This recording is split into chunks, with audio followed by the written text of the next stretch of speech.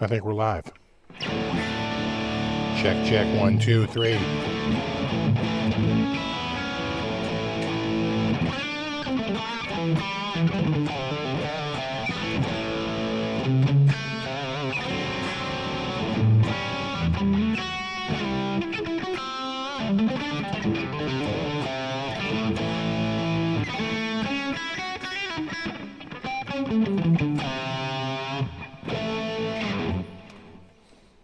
Oh, I made it. I just barely got here because a lot of things, but I made it.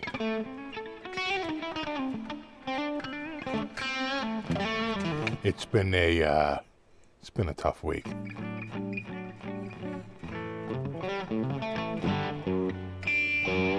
And we're gonna get a bunch of snow on Monday. You know what was scheduled for Monday? What was scheduled for Monday? The washer and dryer delivery. They've called to reschedule. No. We don't need clean clothes. You just let us know when you can do it. That's the least of my friggin' problems. It's been a tough week. Listen, my problems aren't your problems, but we'll just leave it. Tough week. I was oh yeah, just making sure the cam's working. Like that, sure.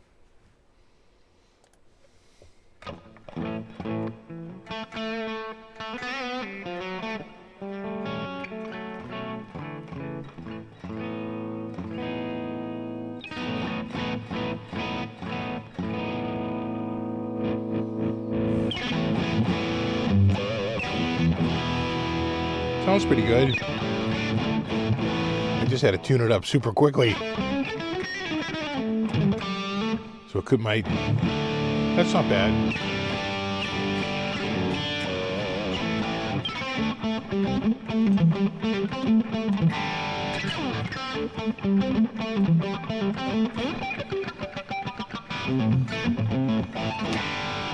Yeah, the strap button on the horn is. I kind of like it there though. I think it kind of helps with the normal neck dive. You know, I think when it's lower, it's a little bit more divey.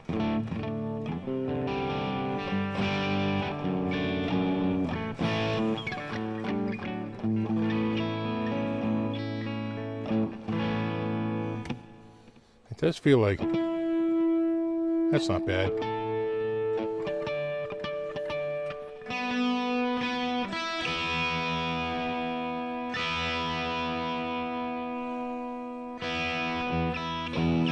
That's pretty good.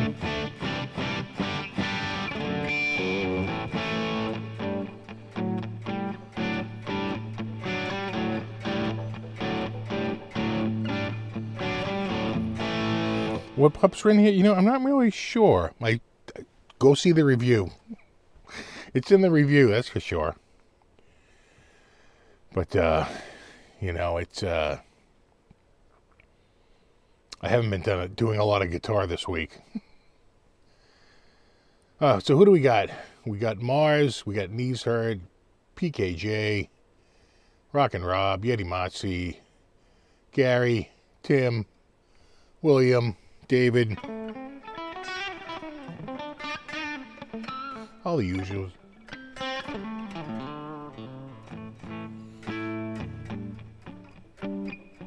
Tony, what's up? You know what I noticed, and I hope everything's okay. First of all, let's just take a moment to remember Sassy Cat. Just thinking of him recently. Never forget Sassy Cat. What's up, Jay Schaff? What's up, Matt? Double R Guitar. We got Zoot. Spico, what's up? WM Franz.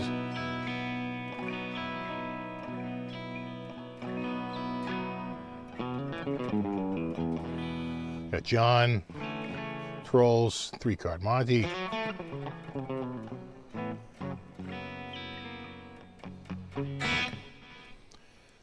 We got MAJ. Some of these names I can't pronounce. Where is my other cam? Right there. Right there. People were like, I can see the lines in the top. It's like, have you ever seen a flame top guitar in humidity? It's actually pretty common. Especially down at the Dallas International Guitar Festival, because it's really humid, at least when the festival's going on. I saw countless flame top guitars that had the wavy top. They kind of swell up a little bit. The difference is it's actually not super humid.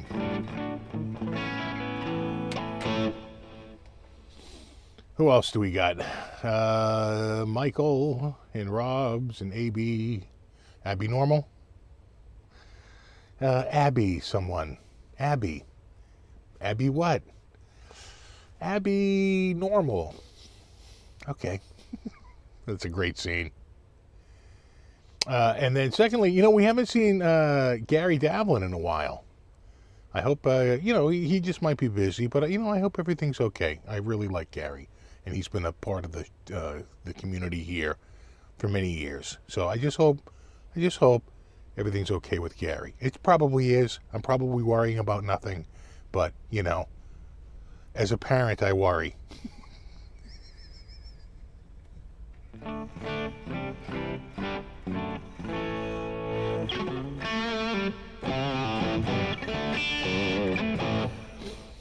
Yeah, so at the Dallas festival, I remember, Volo was taking some guitars out, and with Greg pointing out to me, he goes, every time it's super humid, look at the tops on these. I go, yeah.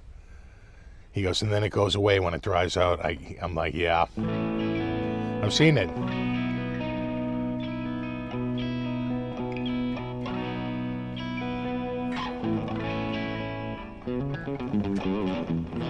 Yeah, missing Gary. I'm not the only one who noticed, right? I just feel like we haven't seen him in a while. And I just hope everything's all right. That's all.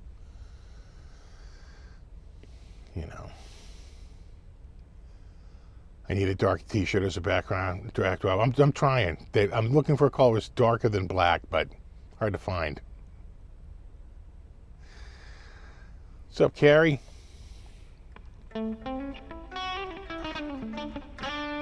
We got Chuck and Tim, if I didn't mention it already.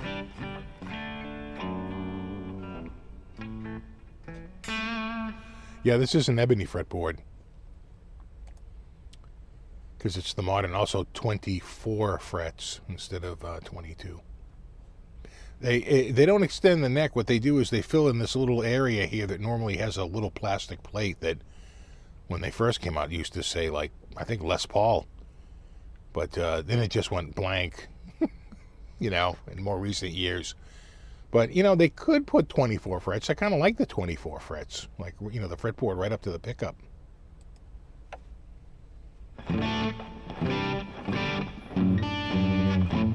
Got Super Lead. I also like, we have to go down here, I think. I like the jack at the bottom instead of on the front.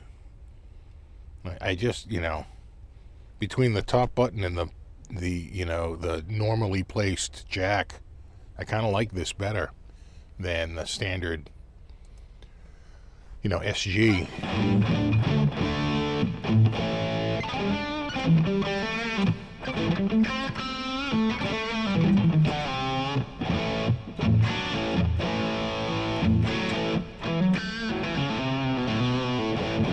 Did Gibson do a 7-string SG? I just feel like they're such a traditional company that they'd be like, 7-string. Is that really our market? Maybe you should try to expand your market. And that's probably the thinking behind that.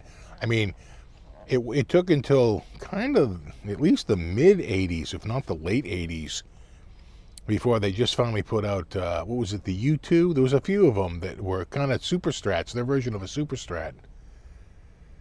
I feel like it was like the U2 or something like that, if I remember correctly.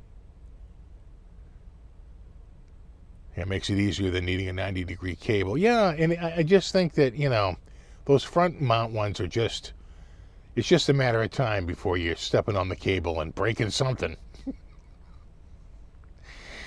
Yeah, fanned frets. When are they going fanned frets?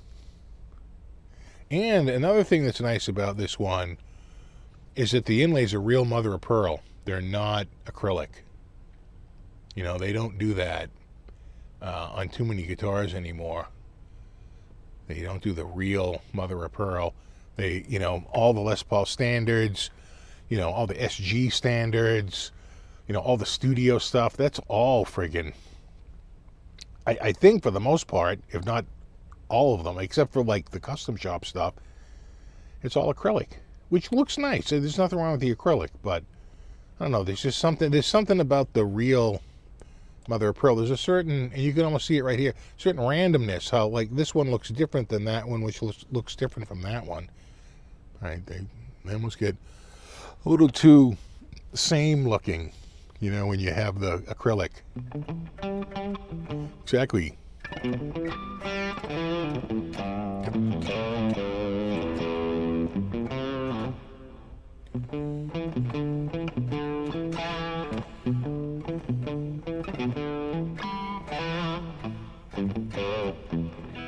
Like the Modern's a lot. You have a 61 standard reissue. I'd like the 61 because the neck is just a little bit smaller than the standard.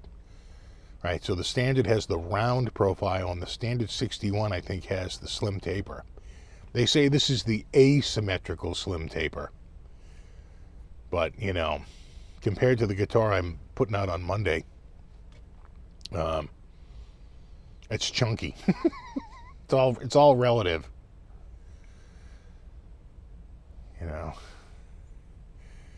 Tone King got the Angus Young signature SG right before they stopped making them, right? So that probably, well, I guess it depends on the one, but does it have the lightning bolts for the inlays? I feel like they did that on the Ace Frehley too, right? Didn't they do on some of them lightning bolts for the inlay?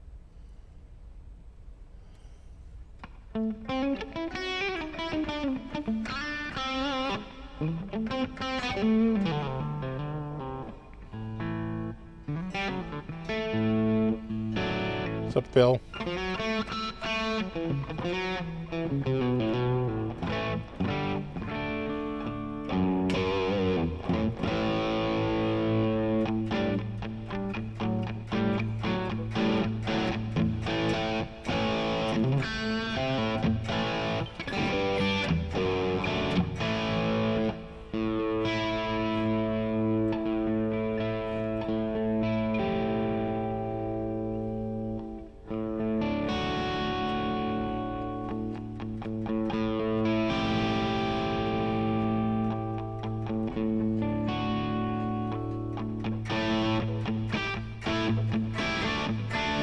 So, Paul, I'm just going to check this tuning real quick. It's pissing me off.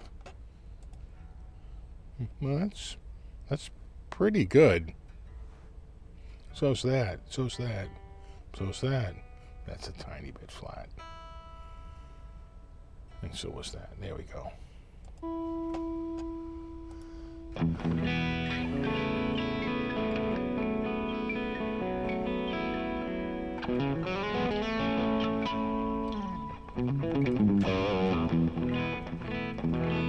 What's up, Sofo?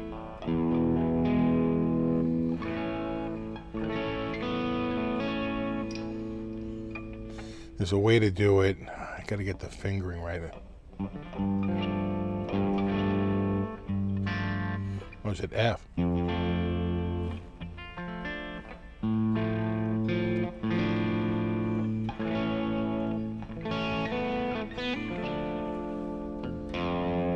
I forget if it's F or G.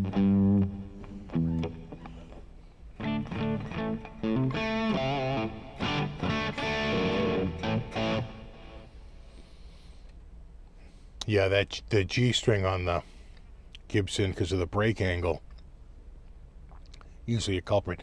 I didn't do it on this one, but on a lot of guitars like this with just a straight up nut like that, I'll use the D'Addario nut lube and just throw a little bit in all the slots. It makes making the guitar video just a million times easier. You know. Now the stools have been in the background. You're just seeing both of them, but they've always been there. There's usually one in the background, but there's two because I have some boxes over here.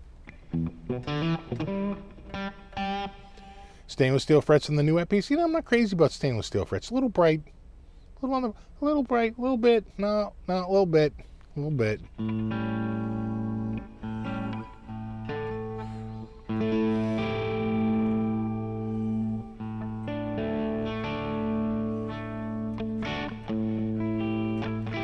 What's the deal with Suno news about a DAW? They don't really have a DAW. They have a thing called Suno Studio. And you can use it kind of like a DAW, but not really. What you really do is you pull the song into Studio, and then you can say you can do stem separation. And it does a really good job. And then you separate the stems out, and then you can do things like turn something off if you don't like the sound of something, or you can turn the guitar off and play the guitar part, you know. The problem is that you can't say, if it has two guitars, you can't say just turn the rhythm guitar off, or just turn the lead guitar off, or just turn the guitar off in this channel. But again, Suno's only 2 years old. Give it another year, 2 years, 5 years. I had a friend over the other day, and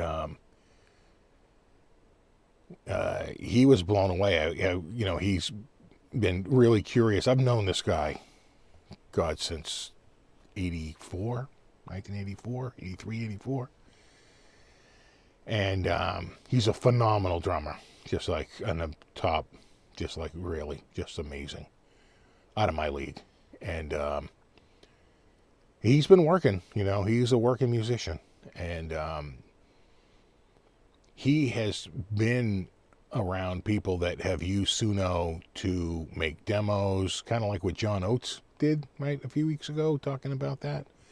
And he sent me he came over and he had on his phone a recording he had done in his basement, like literally in the late 80s, on like a little keyboard, probably a Casio CZ101.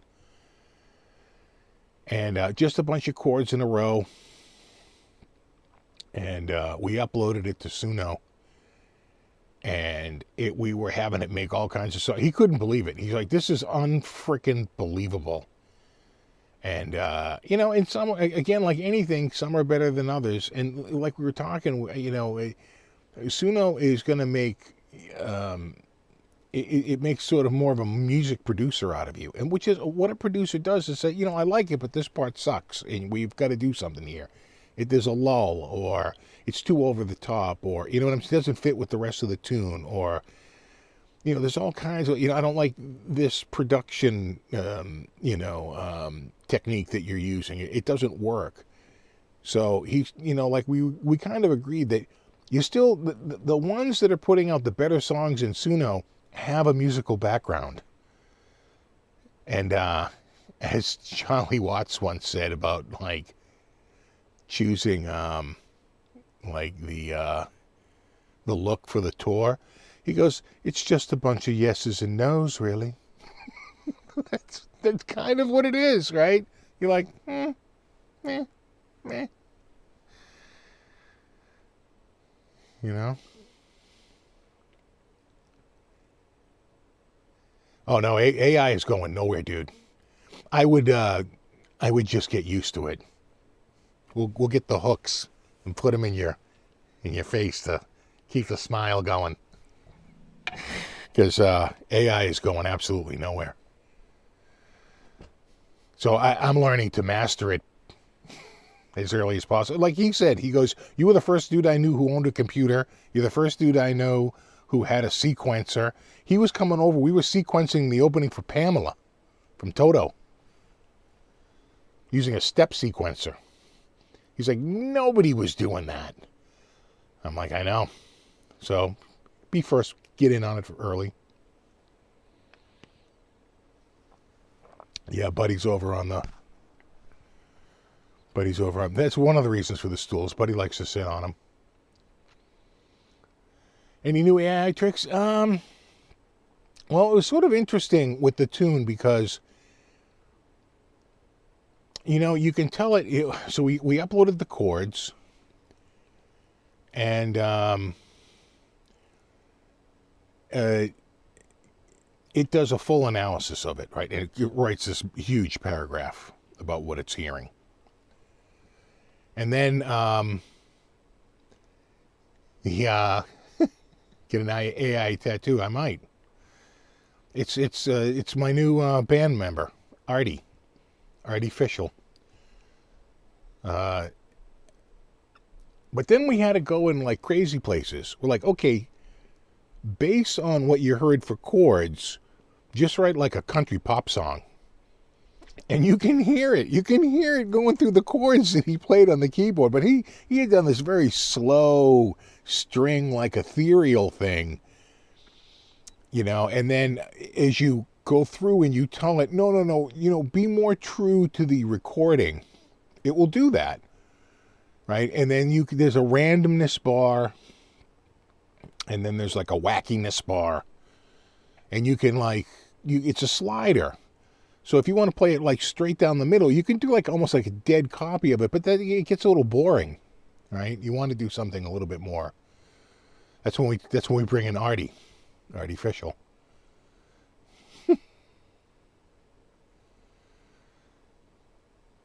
Yeah, exactly. The rain's down in Africa. Yeah, Matthew McConaughey has a good attitude about it. He said it's not going anywhere, and actors and musicians should just copyright themselves. I think what will happen is AI will assist in the writing process, again, because you can just get so many, instead of booking a studio and saying, well, let's try this, let's try that gets really expensive. You can have AI do it, and then you get a result, you say, okay, and then you record it, and then you own it, especially if you wrote the lyrics. And especially like we did with him, we uploaded his chord sequence, but you can't copyright a chord sequence. But the mechanical output is by definition public domain. 700 for an SG, yeah, but 2000 is the new 700. I'd get used to that. All right, 2500 is the new 1000.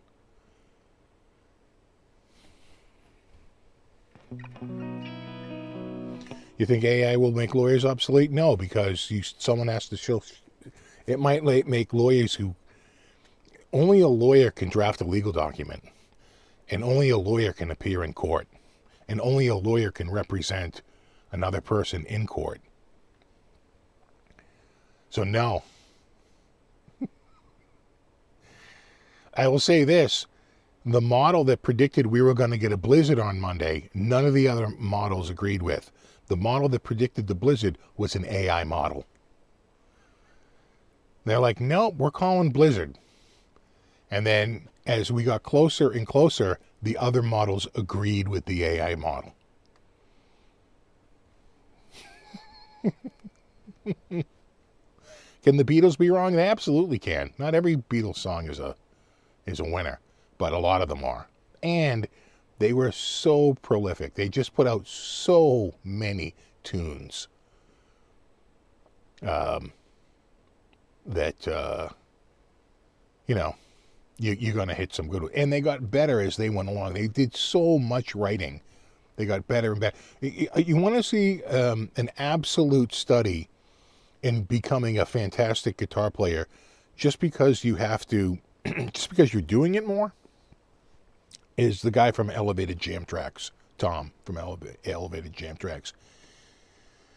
If you go back and you look at his guitar playing from when he started to now, he is a phenomenal guitar player now, and has been for a couple of years. But I met him in 2019, right? So that was, almost 7 years ago. That would have been in September of 2019, I think we met. And he starts out by using a random drum track to give him inspiration for what to do for the rest of the track. He has something, I guess it would be, is it Logic? Is that the one that's, I'm not an Apple guy. And you can say, generate a random drum track. He's like, I just have it generate the drum track and say, okay, well, that's the drum track. Now let me work from there, and I'll write a bunch of chords, and I'll do all the other stuff. As he's done that, and he's done the guitar solos, week after week, year after year, his playing is freaking through the roof now. He's nailing all the chord tones. He's just, it's phenomenal. And you could literally see it from the first one to present, just the growth that he has had as a musician.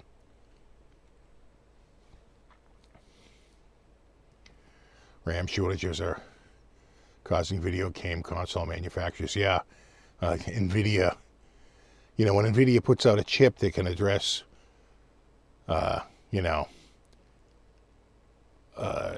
it's something like 190. What, buddy? I think it's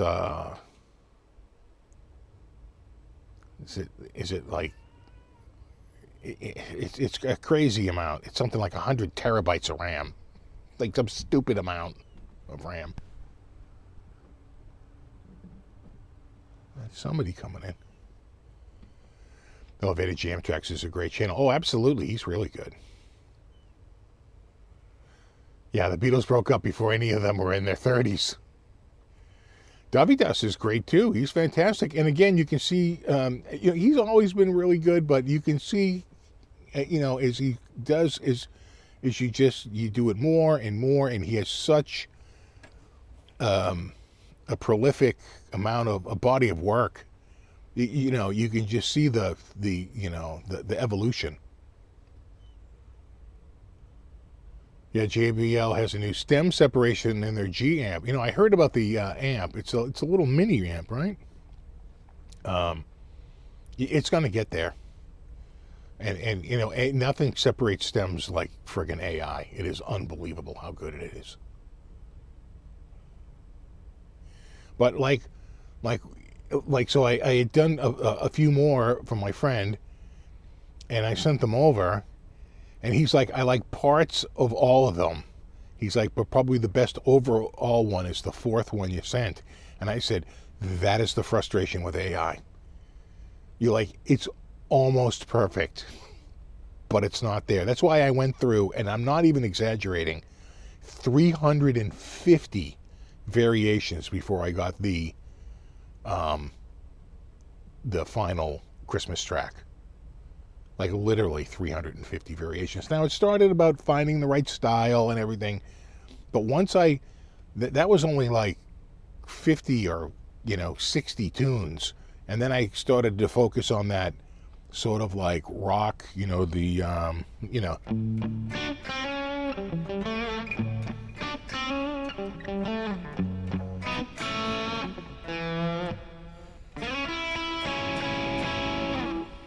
And once I got to that one, it was a masterclass in frustration. But again, Suno was only 2 years old.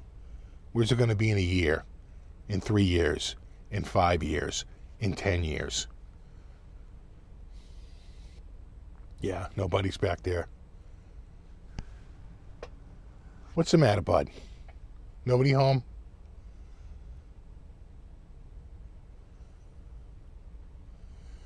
Just took your 9-year-old cat in for shots and a checkup.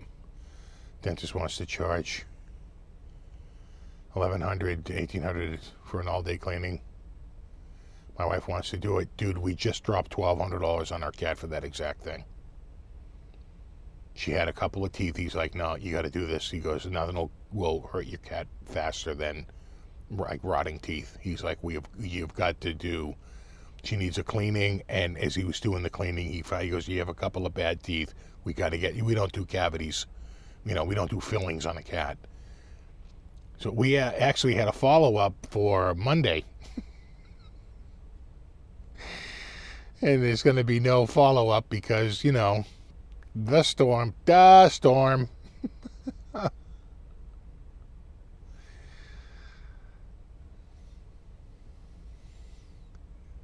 So we'll see. Google, you got to hand it to Google when whatchamacallit came out there, when OpenAI came out, they saw it as a serious threat to Google search. They said people would just go to OpenAI and just ask it, and it will pull all this data out. It's going to threaten our core business. They had like a red alert, like meeting. They brought in people who had retired, and all these the top people to say we have got to get into AI and we've got to take this like head on. And they did. Their Gemini program is amazing. I have used it for a few things to like read long documents and summarize them for me. My wife uses it to take a whole bunch of data and turn it into useful charts. You got to still check it. We're still in the I got to check that shit. But it's been accurate. It's been pretty damn good. And they just came out with a music service where they can generate a 30-second song. All right, who's walking around up there? I think that's...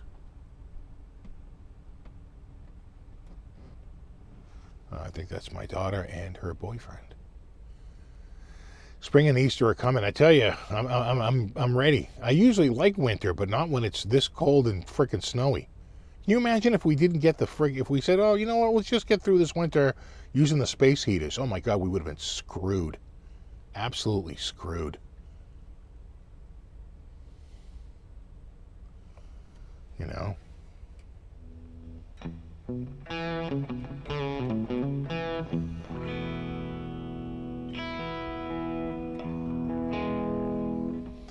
His buddy still playing keyboards. Yeah, he's quite the keyboardist. I got not a music keyboard, but I got a brand new like keyboard for a computer, and I got it on the desk and I plugged it in, and pulling the plastic off of everything, and he jumped up on the desk and looked at it and sneezed and just covered it in cat snot. And I'm like, you son of a bitch, get out of here. My God, losing my friggin' mind.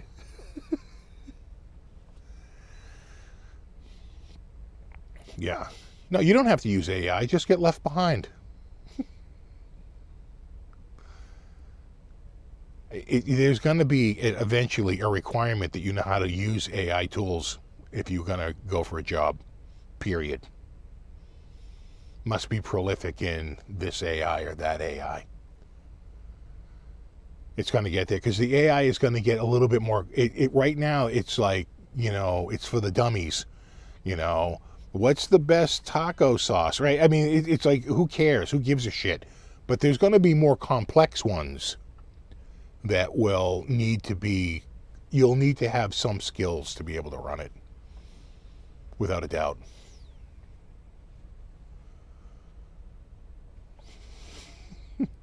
Is the cat happier? Is actually since her dental work, absolutely. When they first come home, we had to give it pain meds for a couple of days. I think that's 3 days they get a pain med. And antibiotics every day too, and that goes on until you run out. That took like at least 7 days, maybe even 10 days to go through the entire bottle. And of course, it's amoxicillin. It's the same amoxicillin that you get for humans. And if you've ever had amoxicillin, which is pink, you know what it tastes like? Bubble gum. I don't think cats like bubble gum. I don't think that's a flavor that they're... So we were, mixing it with tuna, and we had to use a lot of tuna to have the tuna overtake the smell of the goddamn bubble gum. A goddamn nightmare. Yeah, AI proficiency is going to become a skill. Exactly. That's going to be a must. You'll be lucky if you're that one person that they hire to work the AI computer. Everyone else is freaking laid off. Yeah, learning how to prompt is crucial. It will be. It will be. And eventually it'll get more complex, kind of like HTML, right? There'll be like markers to put in, like brackets and stuff to give it parameters. You'll be syntax. That's the word I'm looking for, right? You're going to have to, eventually it'll get more complicated so you can use syntax and pull it, because the results will be too generic. And they're like, no, I don't need the history of this. I need real results. And that'll take a while to get there. And so there'll be a point where it will need more complicated input strings and knowing how to do that. Right now they're going through it with Suno, because I can't get for the life of me to get Suno to do something. And you can say, make this a waltz, and it will make it 3/4 time. But other than that, there's really no way to say, make this 5/4, 7/8, 6/8 time. There's no real way to do that. There are a lot of people out there that are trying to do it with various syntax strings, but it seems to be hit or miss right now. When they came out with the new Suno, I think it's Studio 1.2, they said time signature change, no problem at all, but I can't get it to friggin' work. So I'm doing something wrong.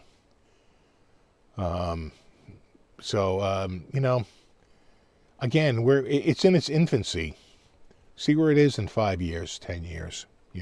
Maybe it'll get easier, but I suspect power users will still.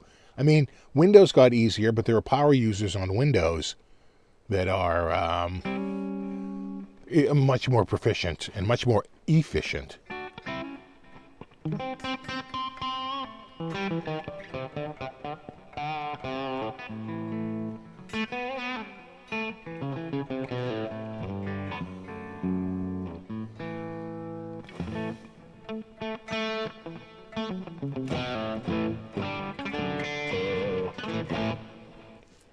What AI will be good at is recognizing patterns, which will be then, for medical, to give you, some sort of, what their best guess is what's going on. And I forget, there was one recently where they didn't think it was one thing, like a fracture or something, but then AI said, no, there's a fracture there. And they looked at it again from other angles, and they confirmed, oh, no, it is a fracture. Right? So by looking at millions and millions, it was able to, and the ones that were fractures and the ones that weren't, it was able to figure out. They're like, no, that's a fracture.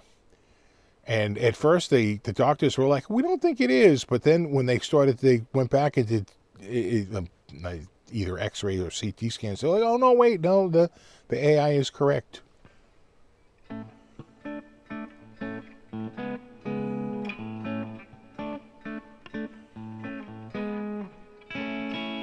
Well, I don't think AI is going to do surgery. Just like they have robotics that assist surgeons now, it's going to be like lawyers. They're like, no, non-human. It's not gonna happen. At least not in the foreseeable future. Or maybe eventually, someday, but not in the foreseeable future. Exactly. You see, the AI is still going to ask you about your medical insurance.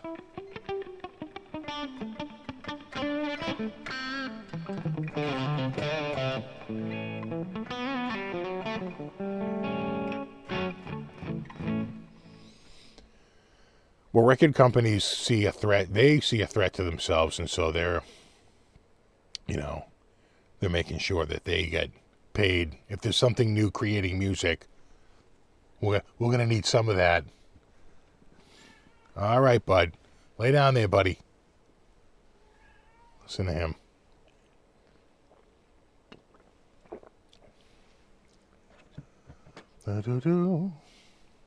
All right, bud.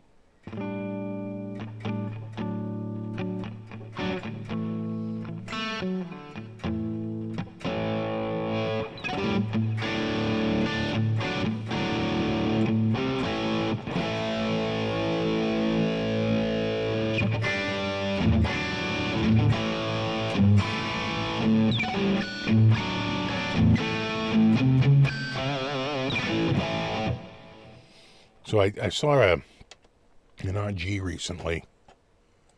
See if I can call it up here. I thought it might be. It's not. He says it's carotene orange. When I first looked at it, I said, that almost looks like. But he's added more photos that confirms it. When I first looked at it, I said, I think that is.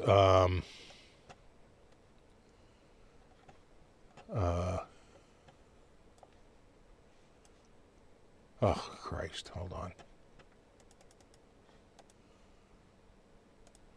I think that it is, there it is. It looked to me like it was 5-alarm red. Now, when you see it, it's going to look very orangey, but 5-alarm red is very orangey. Right there. When I first saw this, I said, it kind of looks like mine, which is carotene orange, but carotene orange is actually a little bit lighter.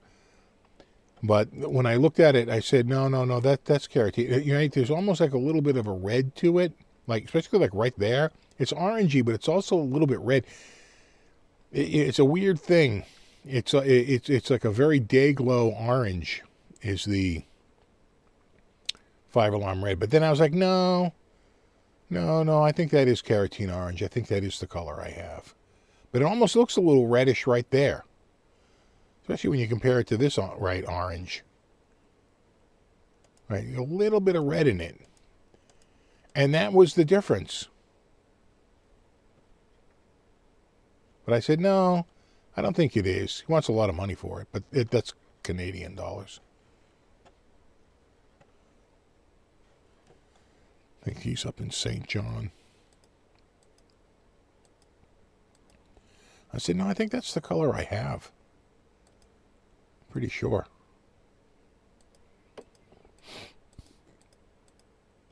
And, I could have bought a, I think it was the TP3, right? The triple coil, TC, triple coil. Power, right? It was, power TCP.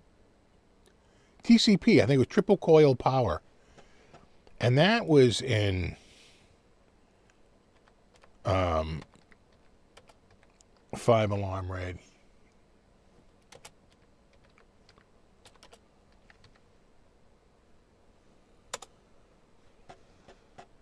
So this guitar I'm about to show you was never in carotene orange. All right. This is 5-alarm red by definition, because this guitar was only available in 5-alarm red and other colors. Right there. Kind of looks a little similar. But the 5-alarm red is a little bit more day glow, right? A little more fluorescent than I think the one I have.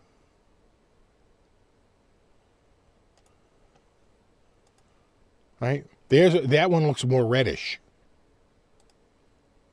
That's a 5-alarm red. Again, it's orangey, but it's not. That's a 5-alarm red right there. That's an RG 750. That was never available in carotene orange. So that's when I look at mine and I'm like, holy crap, do I have 5-alarm red? Right, there's a 5-alarm red right there. Kind of looks like mine. There's another one, 5-alarm red. Right, there's a power in the old 5-alarm red, 1990. That's what I remember it more of, though, like a little bit lighter.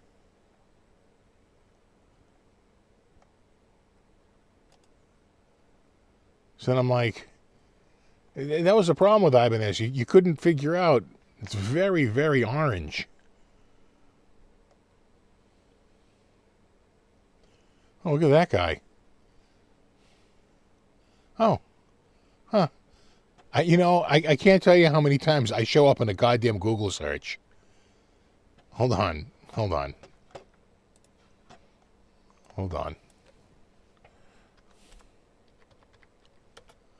I'm going to do Ibanez grape ice.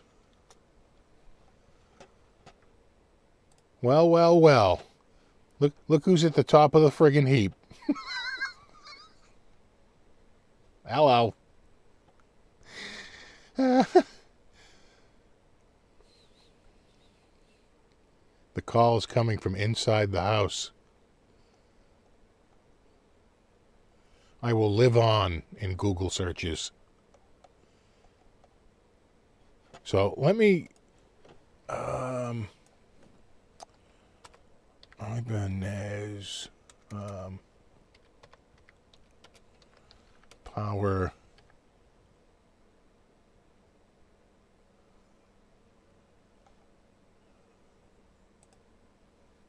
no, that's not it.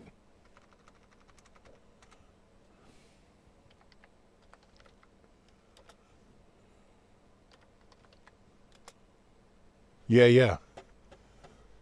So this one we also know is not carotene orange. We know this is 5-alarm red because it was only available in 5-alarm red. So I'm looking at that. I'm like, do I have a 5-alarm red RG560 or is mine carotene orange?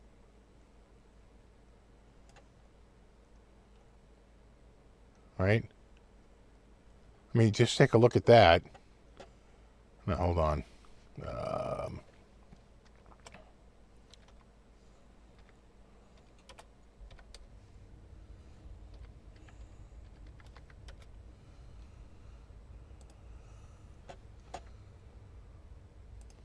There's the carotene orange.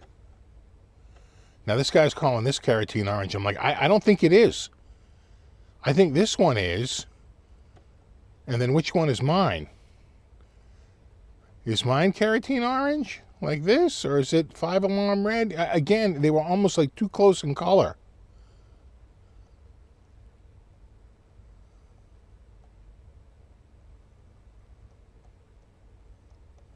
Right? It's hard to know. But when you look at that one, it looks way more yellow than mine. Right? That doesn't look like mine. It looks way more yellowish. That looks more like 5-alarm red to me. That looks more like carotene orange. I don't know. I don't know.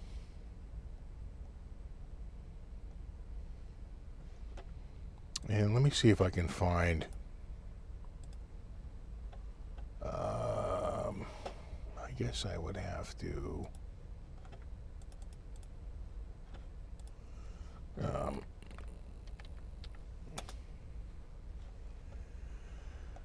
do guitar. This should filter it pretty quickly.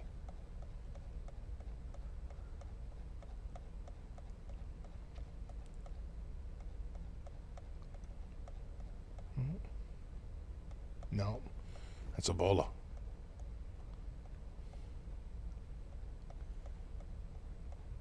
Yeah. Again, right there. You know, is it carotene orange or is it... I don't know. That's mine. And do I have another one? Yeah. Yeah, right there.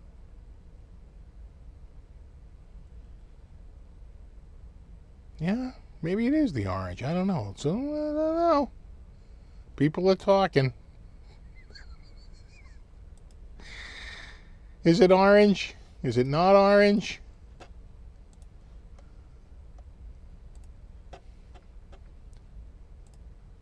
Right? Oh, is that the carotene orange? It's, you know, again, versus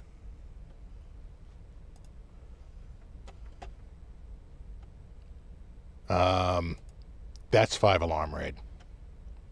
Yeah, again, a little bit more reddish. Should have bought that guitar. That 540p. 540p TC. Let's see if we can do a search for that. Ibanez. It was only available in magenta and 5-alarm red. So 540p TC.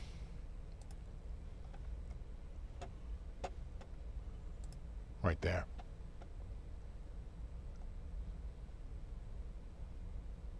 I mean, is that closer to the color I have? I don't know. Hold on. Give me 1 sec here. Let me just clean this up.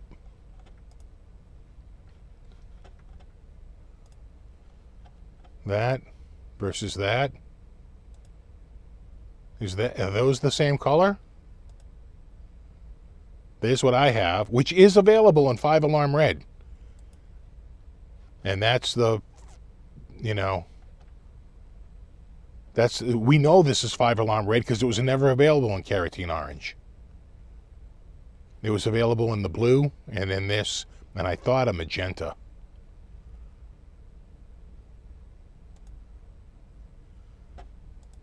No, that looks more orangey. That one looks a little more red, right? That's magenta. So maybe I was looking at, maybe that's magenta. And that's, again, it's so confusing. That's 5-alarm red. Now that looks a little more orangey to me. Carotene orange. This is what keeps me up at night.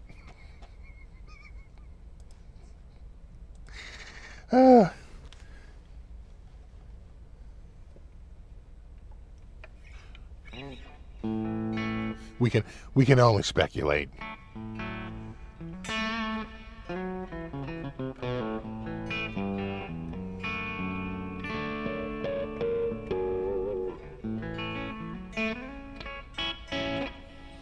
Yeah, I'm not a fan of single pickup guitars, which is why I didn't buy the Power.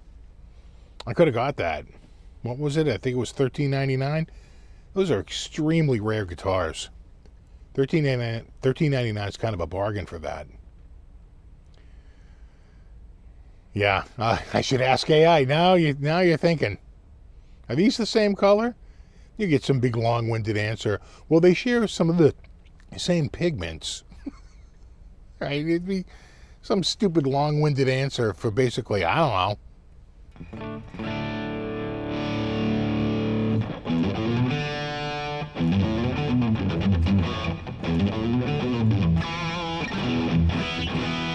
I did own an Ibanez. I don't think I had the Roadstar 1. I think I might have had the Roadstar 2. Let's take a quick look. Because I've seen some up for sale recently. You know, the friggin' Game Boy guitar finally sold. Remember that guitar that was shaped? We'll see if it shows back up again. But that stupid friggin' Game Boy guitar sold. You know? So I guess that would be Ibanez, if you're in Europe. Ibanez is the Spanish pronunciation. Ibanez RS. Yeah. The one thing I really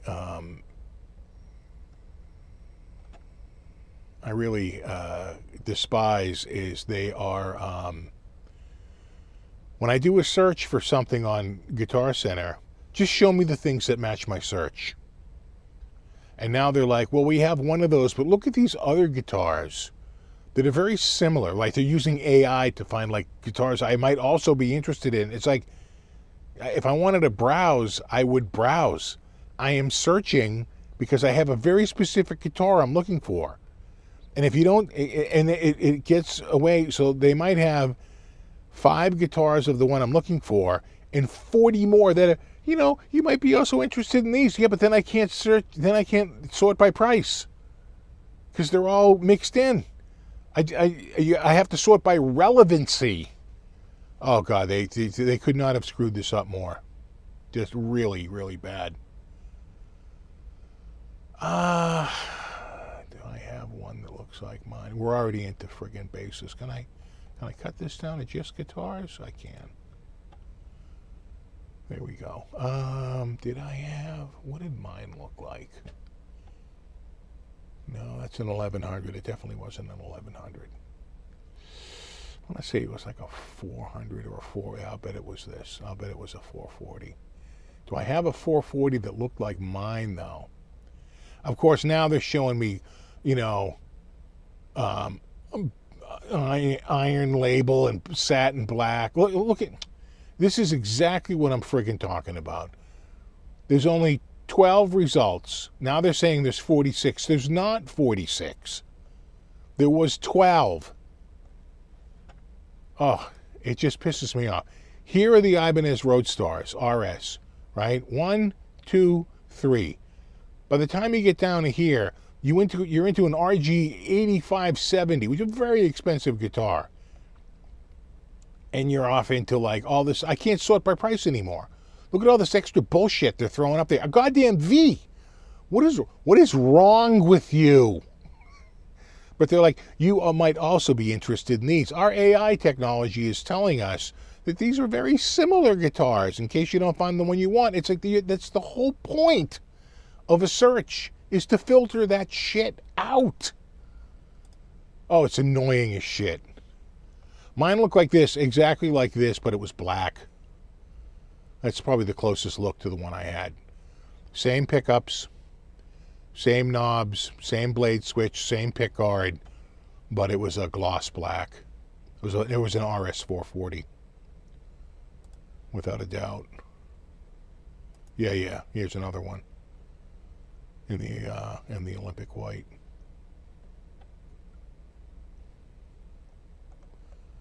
And of course, I can't move it until it runs through this friggin' side thing first. With the, it's kind of like a knife blade headstock. What do they call that? The boot? The blade?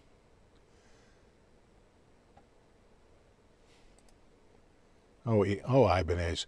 What sucks is that just a couple of years ago, and I'm not talking very long ago, within, I'm going to say about 18, 24 months ago, that guitar was $299. Now it's fucking $499. Give me a break. $499.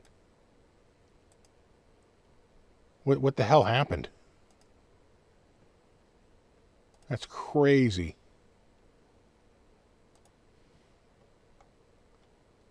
I literally could have bought one of these, and I think it's like a red. It's a special red color that they have that's really nice. It's kind of like a Fiesta red. It was $299, and it was dead mint, and it came with a case. Should have just bought it. I hemmed and hawed.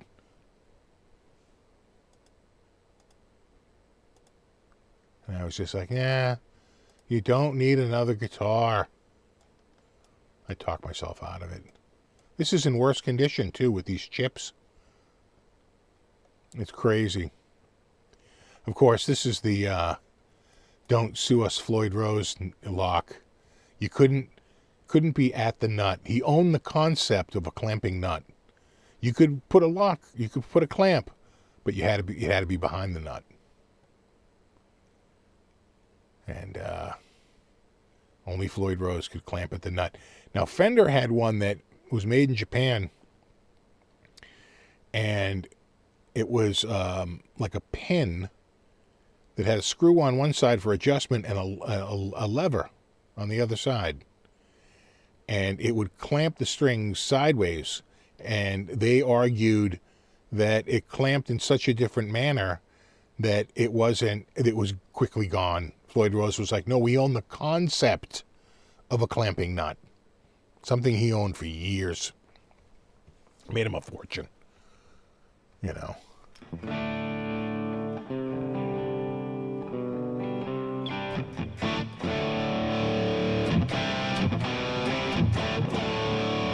I'm not pushing Gibson. I get a bunch of guitars every week, and this was this week's guitar. But like, you know, Joe Bonamassa said when he was trying out the Epiphone, this is essentially a kid's guitar, right? Oh, the comments on that one. They're like, kid's guitar, got it, Joe, thanks. And then like a bunch of tear emojis. I was like, oh, they're not going to like that over at Epiphone there, Joey. They're not going to like you calling it a kid's guitar. You know, they're trying to sell them to adults. But the truth is that no one who really wants a Gibson would ever even entertain an Epiphone. They just won't. And they're in different market segments. You know, I had a guy the other day say about the Gibson. He said something like, you know, that guitar is a bunch of blems. I said, it's an open box guitar. There's probably a dozen blems. What's your point? He's like, Fesley and Firefly make, you know, better guitars for less money. I go, dude, a $250 guitar, even a $450 guitar, they're not even in the same conversation as a $2,500 guitar. They're just not. So, sure. Enjoy your Fesley. Enjoy your Firefly. I'm sure they're a fine guitar, but there's nobody who says, you know what? I said this when I had the Chinese Les Pauls. There's nobody who looks at the Chinese Les Paul and says, you know, I was going to buy the Gibson. But then I said, you know what? I'm just going to buy this $250 Chinese-made copy. You're insane. That's why when people were like, you're taking money right out of Gibson's hands, I said, no, I'm not. There's nobody who's dropping $250 on one of these guitars who's even remotely thinking about, you know, spending $2,500 on a Gibson. They'd never do it.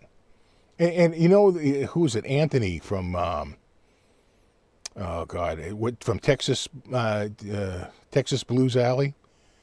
He had one of the greatest lines ever. He said, people who buy inexpensive guitars and people who buy very expensive guitars each look at the other and say, there's no value in that. They each have no value. And I said, oh, man, truer statements were never said. Just absolutely. You know, each one looks at the other and says, yeah, no. Boy, that needs a little polishing, though. Look at that. It needs a new set of strings, too. Look at that. Those are, it needs an extra, it's still there. Still kind of clamped in. I'm surprised, though, because, again, Floyd Rose kind of owned the concept of the clamping saddle, which is why they had that fast loader shit, because they're like, oh, they were trying to market it. They were trying to, you know, polish a turd.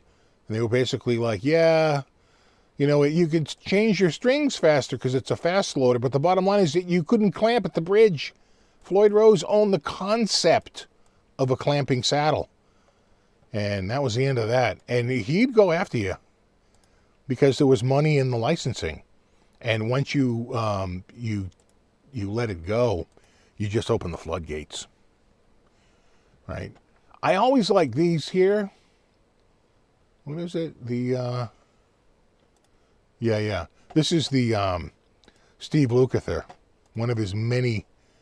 He was with them, then he was with Valley Arts Guitars, and I think now he's with Music Man. He's been all over the place. But this was the Luke. That was the Steve Lukather model right there. You know, different inlay. Right, a little different look. Nice guitars, though. You know who I feel like has revived these quite a bit is Paul Gilbert. He's been playing a lot of these old vintage Ibis. And I swear I've seen the prices really tick up on them. That's a nice bird's eye top, though. And too much money, though. What is it? How much is it? Yeah. $1,350. Nah, that's a hard pass. When they're $299, sure.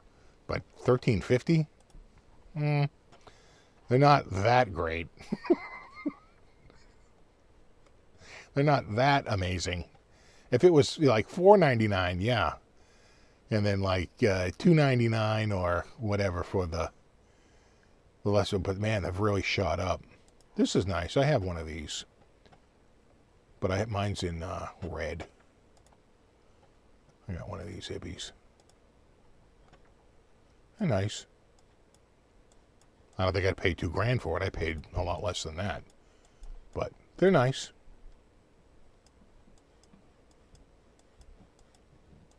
One of my nicer guitars. I like the blade switch. I'm a big fan. It's probably one of the reasons I don't really own a lot of Gibsons. Because they don't really have a lot of blade switches. And I like the blade. That's probably the sapphire blue. They had a purple, had a blue, they had a red. That's sapphire? Yeah, sapphire. They call it royal sapphire. Yeah.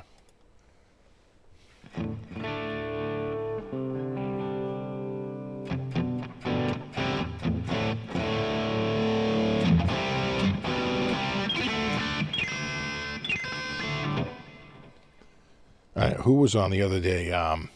And again, I don't see the value in these, but people buy them like crazy. Was Tom Bukovac, and he had an ES3. Was it a 335, 345? It was clean. It was super mega clean. And he's like, yeah, I think I'm going to part with this. And so I actually had to rewind it because he goes, yeah, I got 38,000 in this. So hit me up. And I'm like, did he just say 38,000? I had to rewind it. And he did. He said, yeah, I got 38,000 in this one. So hit me up if you're interested. Basically saying I'll sell it for what I got into it. 38K. I'm like, 38K? We are very different people when it comes to guitars. 38K. It's that's, you know, 38K here, 38K there. You start to talk, real money. Let me see here. What was the other one I was looking at?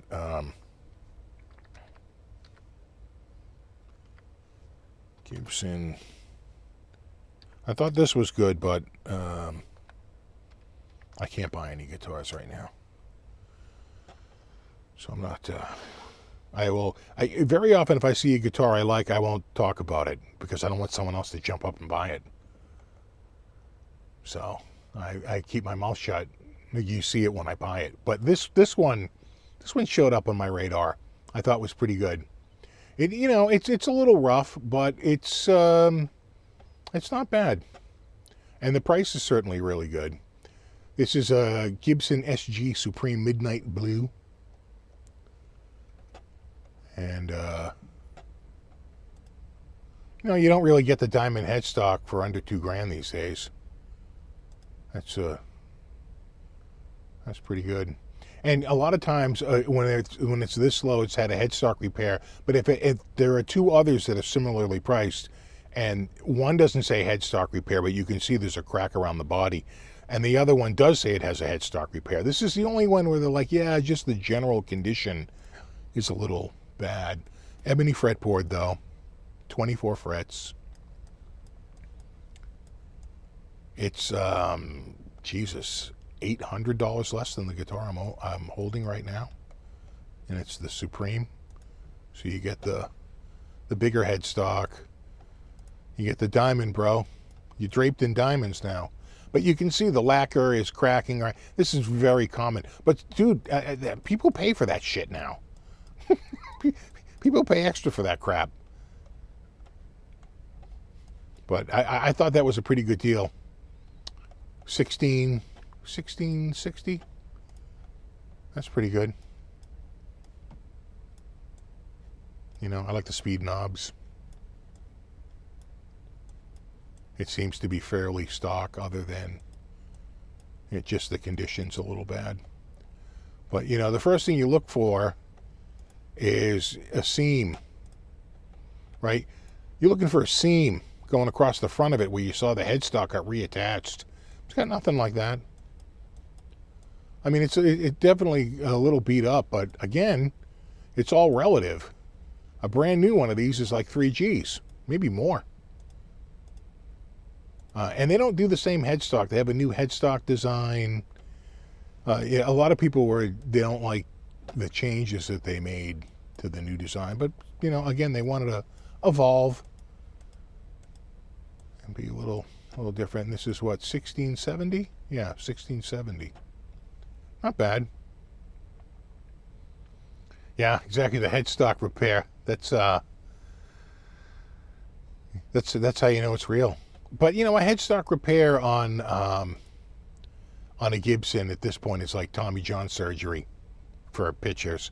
At one time, it was like, oh, you had Tommy John. Now they're like, oh yeah, who gives a shit? Yeah, they all have Tommy John surgery, and they go on to have pretty good careers after it. So I really do kind of equate it to that. But I tell you, the Guitar Max did a video where he had a Gibson clone that had a whatchamacallit there, a scarf joint, and he's like destroying a Gibson Les Paul, and he had it, you know, on its back on the ground, and he was jumping up and down on the neck, could not get the neck to snap. I said, well, you can tell it's not a Gibson, because that head is staying intact. You know, I don't get why they wouldn't go for the scarf joint. The scarf joints have been around like literally since the 80s. They're proven to be, but they're proven to be reliable. They're proven to solve a problem, which is snapped headstocks. And you're whistling past the graveyard if you don't think snapped headstocks are a thing. They absolutely are. So it could be solved as his video showed by using a scarf joint, but they just won't do it. Then you're giving in to the man. They don't want to hear it, you know.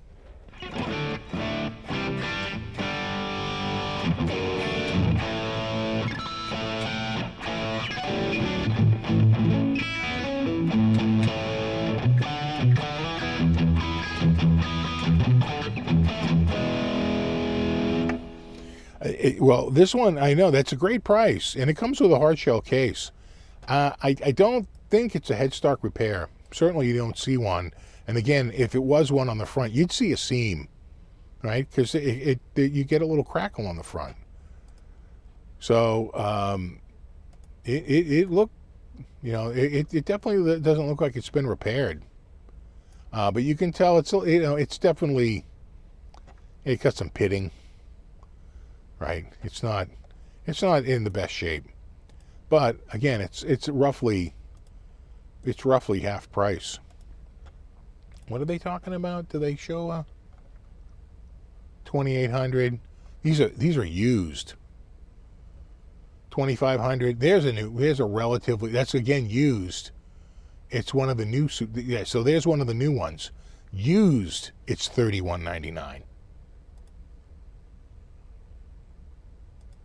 Right, and they changed the inlays. They changed the headstock. So, it's a pretty damn good price. Move that up there. like what I have right now. Locking tuners? I think so. Oh, yeah. Locking Grovers.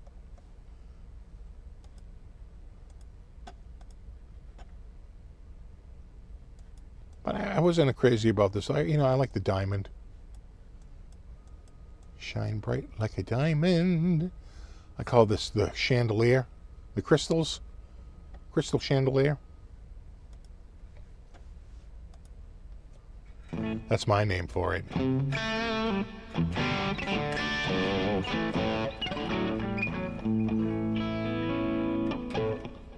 There was some other stuff that came out recently I was kind of thought was funny. Where is it?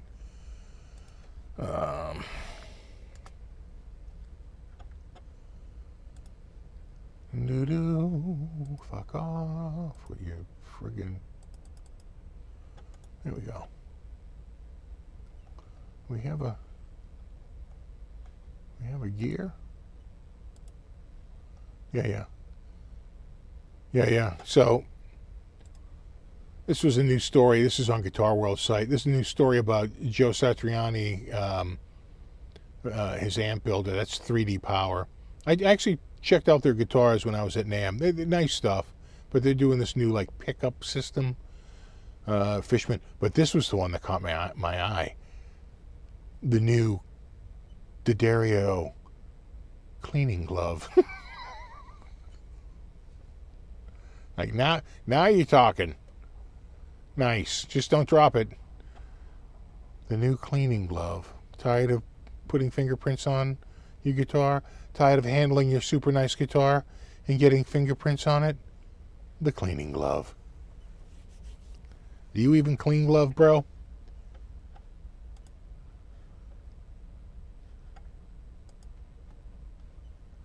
The best guitar picks. You know what? The other thing that kind of sucks is so many sites are just giant friggin' affiliate links now. It's just affiliate link after affiliate link after affiliate link. You know, that is a massive... They can't get advertising. So this is like a massive source of, you know, affiliate links. It's pretty, there's that new JBL. One of the best AI practice tools I've ever used. And yet they gave it 4 stars out of 5. Okay. See? Affiliate link after affiliate link after affiliate link after affiliate link.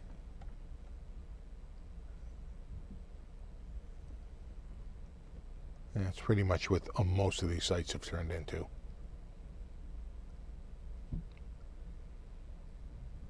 $5.99. What has it got? One. Okay, so it's a it's bi-amped, so it's going to be a 6.5-inch woofer, and they probably have a crossover, I would assume, and 2 by 25 millimeter silk dome tweeters. Okay, kind of like what Positive Grid might have done that with the Spark. I feel like, was that just 2 speakers, or I feel like they might have had a little bit. And certainly the that new EVH, I think, has got you know, more of like a PA style, right, where you have something that handle the low end and something to handle the higher end stuff. They're surprisingly good amp models. Oh, you don't say. That 5150 kind of fooled Ola, right? Ola was talking. Well, in Ola's defense, they named it like the 6L6. You know, feels a little. I don't want to say dishonest, but you know, you name your modeling non-tube amp a 6L6. That is good. I just made that pot before I came down here. Ebony over rosewood, you know, I don't really have a preference.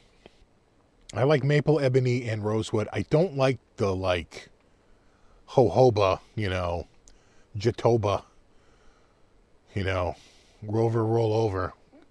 I don't like the real light brown ones. And I like the rosewoods to be pretty dark. They don't have to be black, because that's what ebony's for.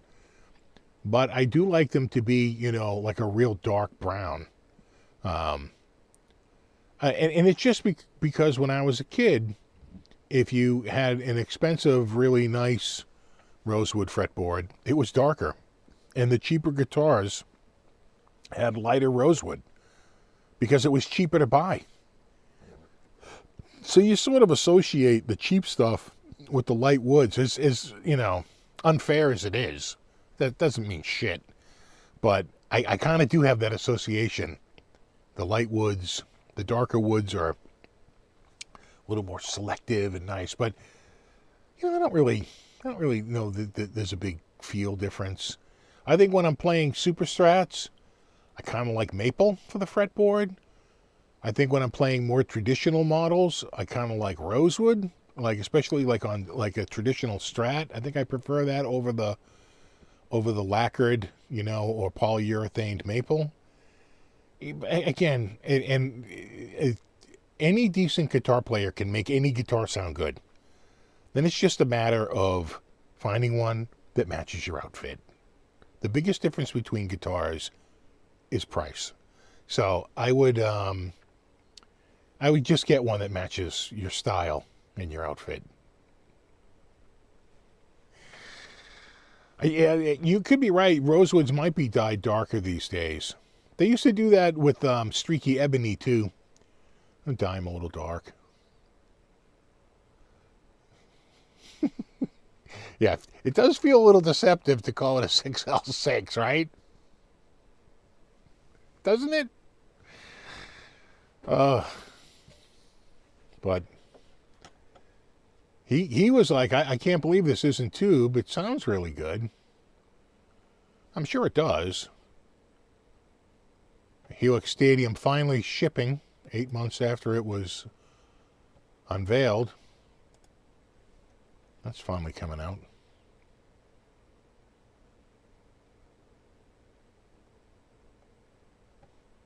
It's always about 8 months between launch and, you know, actually getting it in stores and in people's hands. Anything else new? Not really. Accessorize. If you got an extra $300, I think you can go to I think Paul Gilbert in a handful of places on his tour. You can get a one-on-one guitar lesson. I want to say it's $285 or $299, and it's the VIP. Bring your guitar, and you get I think he said it was a 30-minute one-on-one lesson. Yeah.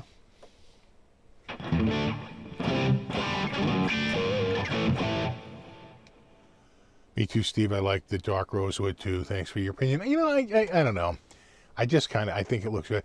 Now, something about the trapezoid does kind of make me wish it was a little bit more chocolatey. Cookie dough cow cat. We have a cookie dough cow cat right there. Sniffing around.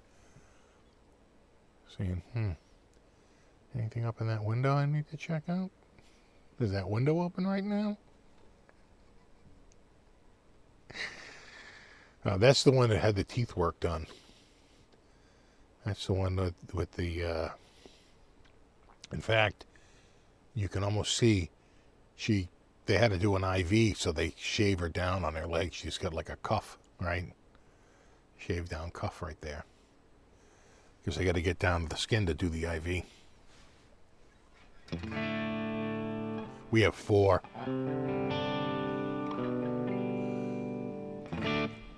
Cutie, Sweetie, Buddy, and Henri.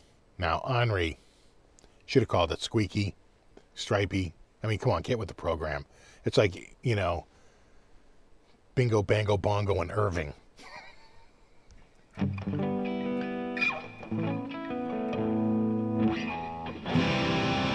That's Sweetie.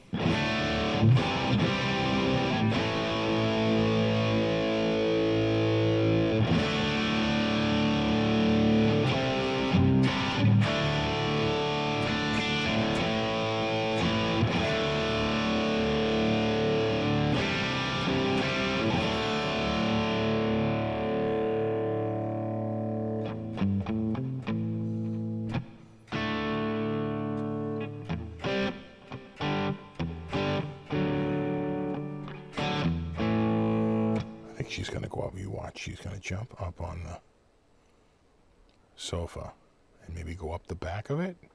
They like to do that. She's still over there. Making sure I'm not looking at her.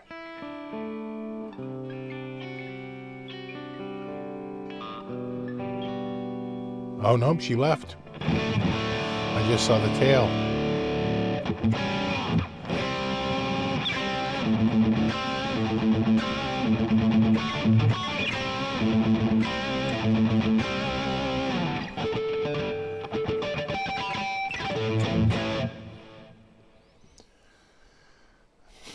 Picture David Attenborough narrating what's going on. Exactly. She just wants to see the window. Oh no, there's another cat in her way. But she's resourceful, moving to the back of the sofa, walking around the other cat, able to find her way to the window.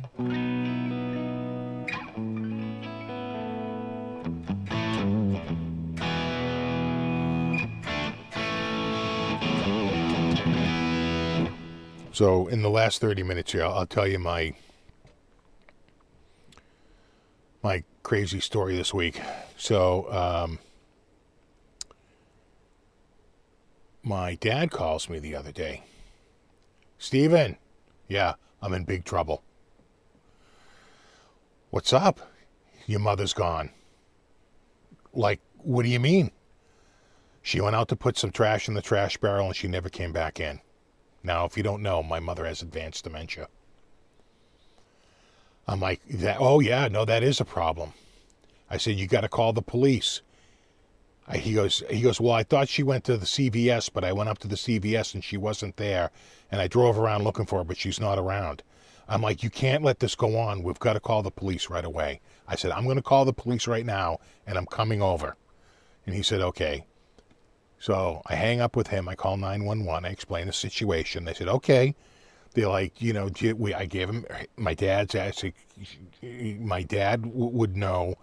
This is his ad. He lives in the same town as me. This is his address. And she was last seen there. She's been known to go to the CVS and, to walk there. And, we're in a panic. I mean, I'm in a full-blown freaking panic over it. They're like, okay, we're going to send the police over right now. I said, okay, my dad's there. And he can tell you, because she was like, what was she wearing? I'm like, I don't know. I wasn't there. So they're like, okay. I said, go talk to my dad. He will know. Okay. So we go over to, I go over to my dad's, and this great police officer was there, taking down all the information, takes down my cell phone, and he's like, just in case, he goes, we need to call you. I want your cell phone. I gave him my cell phone. He says, okay.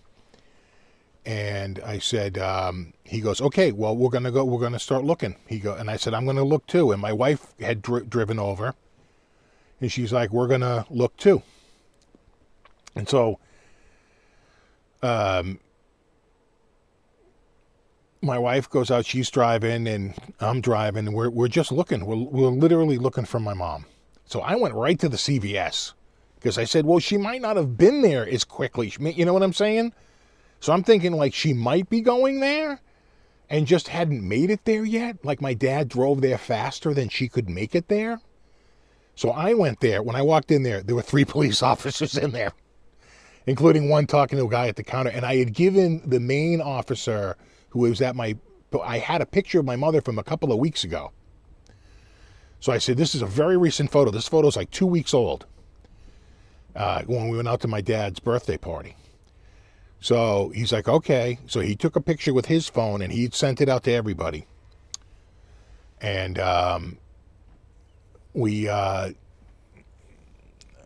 so I'm like losing it, you're so worried.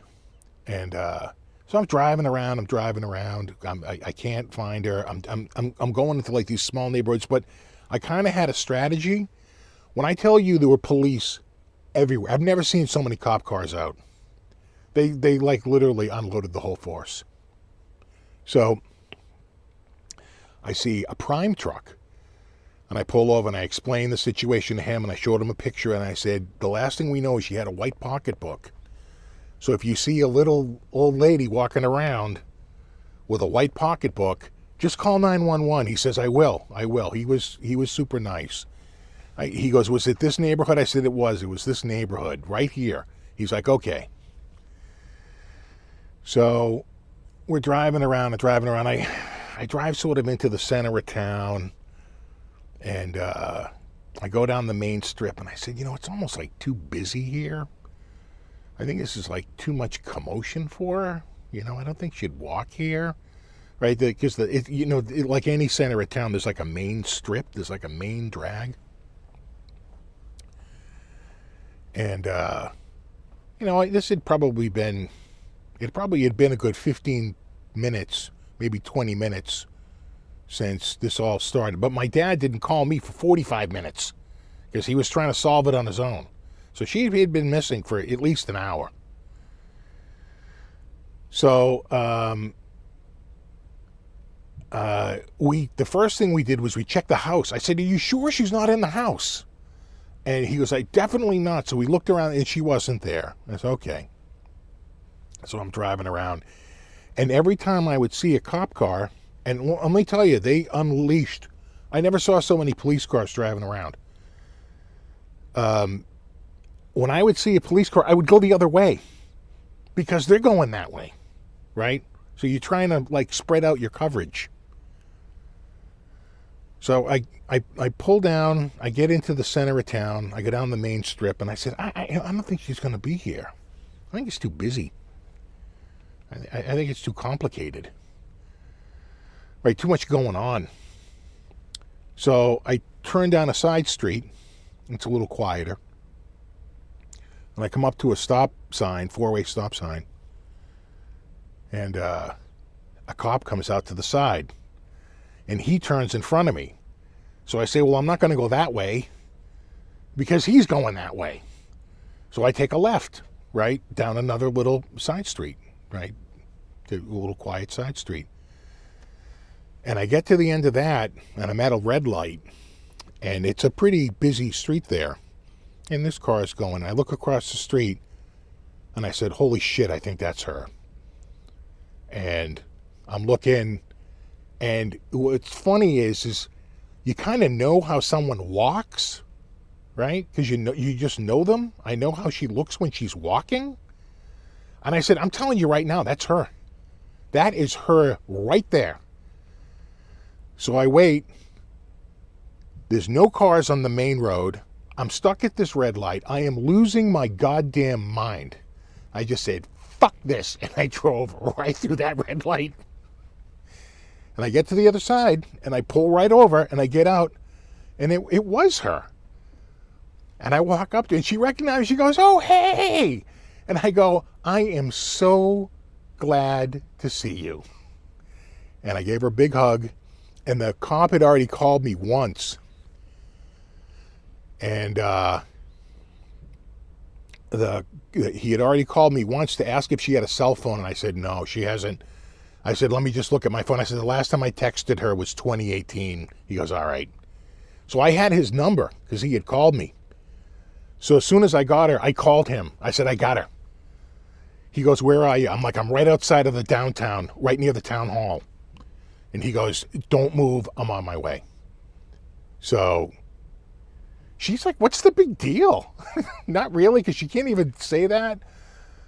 And I was like, so you were out for a walk? She's like, yeah. And I said, oh, yeah. And she goes, I saw that. And she points to the town hall, which was a building she recognized. And I said, if you're ever lost, you could just go in there and ask for help. They'll help you. She's like, oh, yeah. She's down to a handful of words.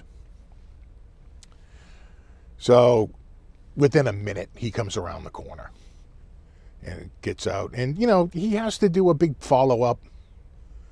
A big, you know what I'm saying? He wants to make sure everything's okay, everything, and all this. And so he talked to her. And he's got the badge. And she's pointing to the badge. She goes, look at this. She's like pointing to his badge and pointing to his, his walkie-talkie. You know what I'm saying? She's like, look at this. I said, no, I know, yeah. She goes, wow. I'm like, yeah. And he was like, okay, we're good. He goes, you can take her. He goes, we're all set. And she's been in my car like 1,000 times. It used to be my dad's car. I opened the door. She's like, wow, this is nice. I said, yeah. Nothing but the best for you, hon. Let's go. So I called my dad. I got her. And I'm coming home now. He said, oh, thank God. So, and my wife was over there too. What happened to have stopped by to see if there was any news. And so, so we're looking into, I got a temporary sort of like, it's kind of like an AirTag. It uses the Apple, like, Find My Phone feature, and it can ping off the Bluetooth like an AirTag can. It uses a like a pin that once it's attached, in other words, I could pin it to it. She had 2 pocketbooks on. I said we should pin these to her pocketbook, and she can't take it off. You need a special magnet to be able to release it, right? It's like one of those security pins. So I said, you know, we should put these on here. So I bought a set of 4. We'll put it on her clothing, but that's only temporary. They make a bracelet that cannot be removed, and it's completely waterproof, and it pings off a satellite. It uses like RFID, like through satellite or whatever. And it's literally made for patients with dementia, and it costs like $200, you know, and it's like $25 a month, but it's worth it. We should just get it. So the plan is in the works to we got to get some sort of a tracking device, because the weather's going to get better.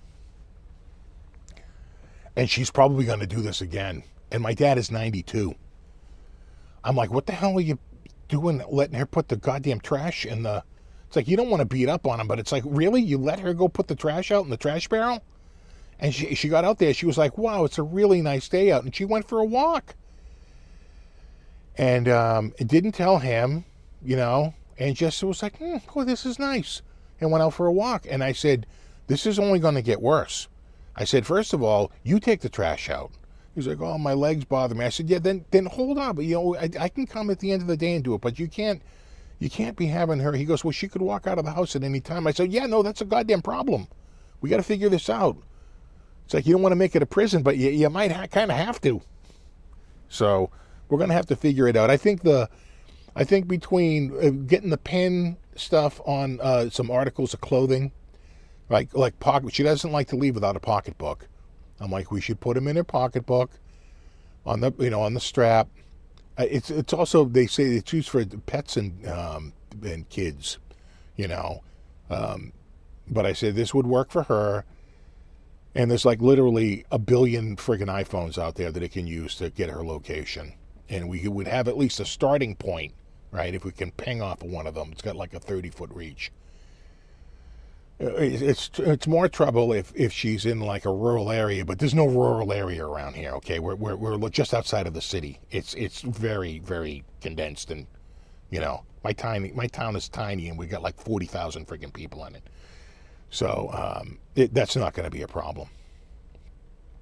And then I think we should get the bracelet too, the bracelet that you wear in the shower. You can't take it off. Just to have 2 sources, you know, that we can work off of, just in case she doesn't bring a pocketbook.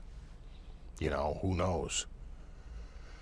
So no, I went to get a the Apple AirTag. I did.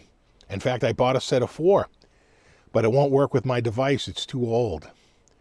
Yeah, and I don't have an Apple phone, so I had to return it. And the Apple AirTag, I don't live with my parents. The Apple AirTag, I would have to leave my device over there, because if it gets separated for longer than 7 days, the little thing starts to beep. So it's an anti-stalking feature. And security for the person, so they don't have one at their, underneath their car, because their ex is stalking them, because, you know, he or she is a friggin' psycho. So it was not a good choice for what we needed. We definitely needed something that's really designed for it. And then my son said that his girlfriend, her dad has passed away, but he had advanced dementia towards the end. And he had the bracelet. And they were glad they had it, because he had walked out a few times. And, you know, you can very quickly find them again, because it uses a satellite. It's like, I forget if it's cellular or satellite, but between the two, they can triangulate. That's why the guy wanted to know if she had a cell phone. He's like, we can get her. If she's got a cell phone, we can find her. But she didn't. She didn't, you know. So, yeah, you know, it was scary. It was real scary for a little while there. But she seemed to be having a very enjoyable day. It was like 48 degrees out, which hasn't been 48 degrees here since the start of January. So, it's been super cold. Even just the very next day, it was 10 degrees colder. So we're just very lucky. She might not have walked away. It might have been, oh, too cold, I'm going to go back inside. But it was such a beautiful day. It was crystal clear blue skies and no wind and, 48 degrees out. And she's like, I'm going for a walk, just like this cat is. You going to jump up there? Yep. Come on. Take a look there. Cookie dough cow cat. She's like, window's not open. So, anyway, that was one day. It was one day this week. Psychos take the speaker out of the AirTags. Well, I guess the new ones, which is what I bought. I went right down to the Apple store and bought a 4-pack. They basically say the new ones, it's much harder to take the speaker out. They saw that as a security flaw. They're harder to open and they're harder to take the speaker out. The first gen is much easier from what I understand. But again, we'll just hold on. We'll just get something that's designed for it. It's like we're trying to use something that's really not designed for people following. It's really designed for item following, right? Luggage, lost luggage, things like that. So, yeah.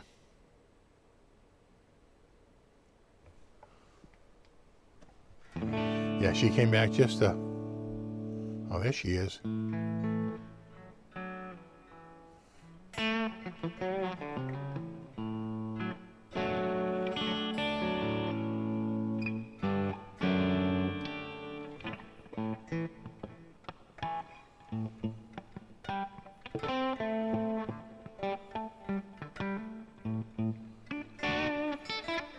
Yeah, but no, Slice. It was. I was losing my shit driving around. I could barely keep it together. Because you think of like the worst stuff. Like she walked into the woods, but she wouldn't. She's not doing. In fact, when I would see tracks in the snow, I'm like, how fresh do those tracks look? But they didn't look very fresh. And so I just kept thinking, like, would she do that? And my dad said, no, she's locked into a procedure. She goes out, she goes up the hill, she goes like sort of like down this way. She cuts through the apartments to get over to the, the CVS, and which ironically is right next to the friggin' police station. That's why there's so many cops. They just walk next door. Mom's 91, thankfully still mentally good. Yeah. Yeah, no, it was, my mother is 85? 86? 86 going on 87? If I have to think about it. Yeah. Yeah. So she's up there. And she's been... I noticed it in like 2015, I started to notice it. I said, yeah, okay. She couldn't remember words. Oh, the thing there, the thing. She'd be telling you a story. She couldn't remember someone's name. And we really started to notice it by like 2019, 2020. And it's just been, a decline ever since. Now she's down to just a... And the good thing is that she didn't see me and be frightened and run away. Or, who are you? She saw me, she was like, oh! Right? So she recognizes me. But she's lost her vocabulary. She's like, oh, yeah. Yeah. And then, like I said, his badge, she's like, huh, look at this. Look. I said, no, I know. He was laughing. He's like, yeah. I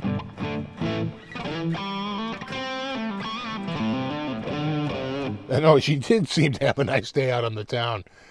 But man, we were losing it. Yeah, another worst case scenario is if she ever got on a bus, but I don't think she'd take a bus. I don't think so. That's not her. I see that. Unlikely. And she recognized the town hall. You know, and I think she maybe was thinking about like walking there. So maybe that was her goal, was to like, oh, I know this building, you know. But I don't know. As soon as it's so funny because I could see, and the other thing is she was wearing a hat, and we forgot she has this white hat with an American flag on the front that she likes to wear, and we got to remember. I also told my dad, I said, you know, I'm going to get a couple of wireless cams, and we don't need to check the cams all the time or anything like that. But if she does go missing, we can very quickly go to the cams, and the ones I'm looking at, I think they're Lorix. They can store up to, with the smallest card, it can store 6 weeks, and with the biggest card, it can store like a year and a half of, storage of data.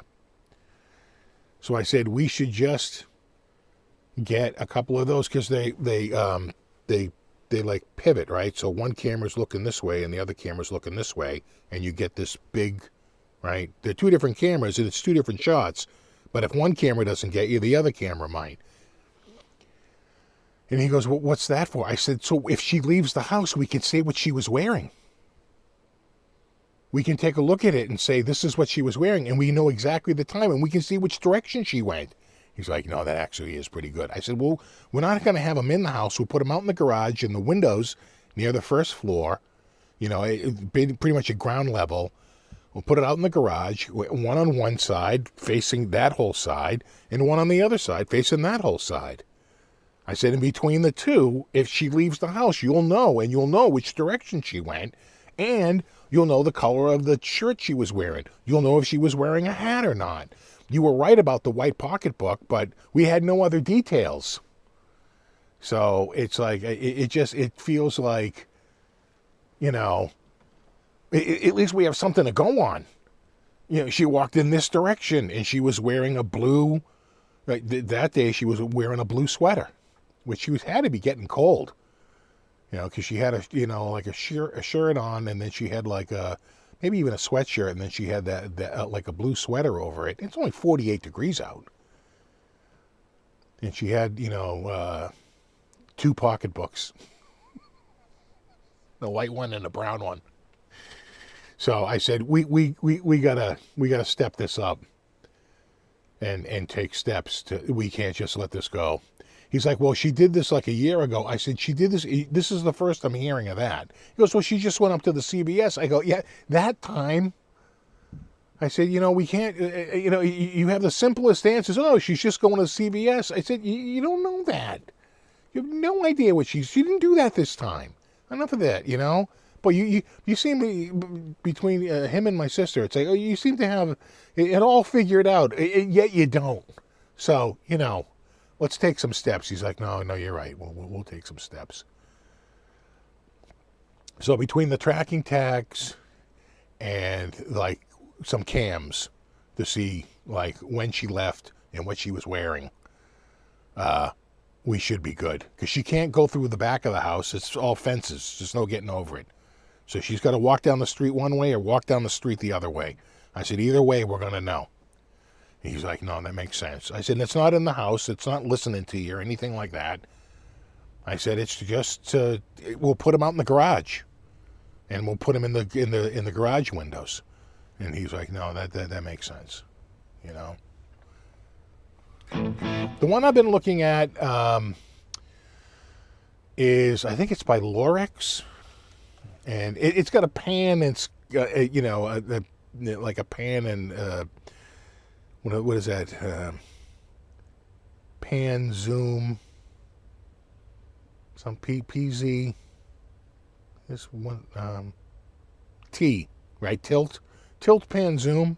But we're not using any of that. Just set one in one direction and then the other one in the other. Let me see. I think they had them at Costco. Let me see here. Do I have just a link for Costco? Yeah, right there.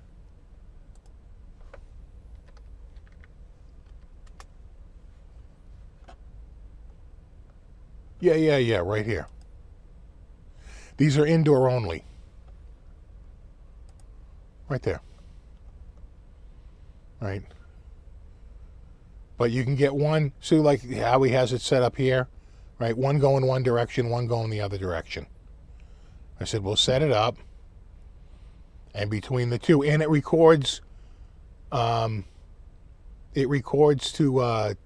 the unit, and it doesn't have to be online. It can go online, and you can set it up to go online and go right to your phone. But it also has a built-in card, which a lot of them don't. So that you can, there it is, right?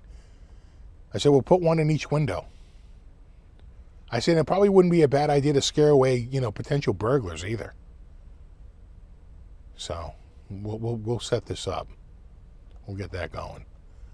I think that'd be a good thing to implement a couple of these Lorex. Get them going.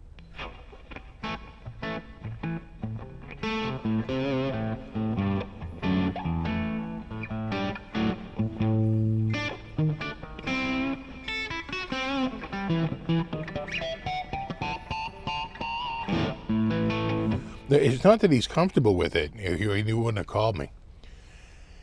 He just doesn't want to seem like he fucked up royally like he did. Right, so he's trying to downplay it, like, oh, it's no big deal. But then when she wasn't at the CVS and she wasn't, then he was like, okay, no, now it's turning into a big deal, So, he's like, no, you're right. We gotta do something here. So, I think between the tags, the bracelet, and a couple of cams, we'll be in a much better position next time, because there's like, I swear to God, there's like a 100% chance of this happening again. My dad falls asleep. I think when she went up to the CVS, he had fallen asleep, and she just strolled out of the house. He was, it's going to happen. He's 92 years old. Of course you're going to fall asleep. Of course you're going to have a nap. It's perfectly natural.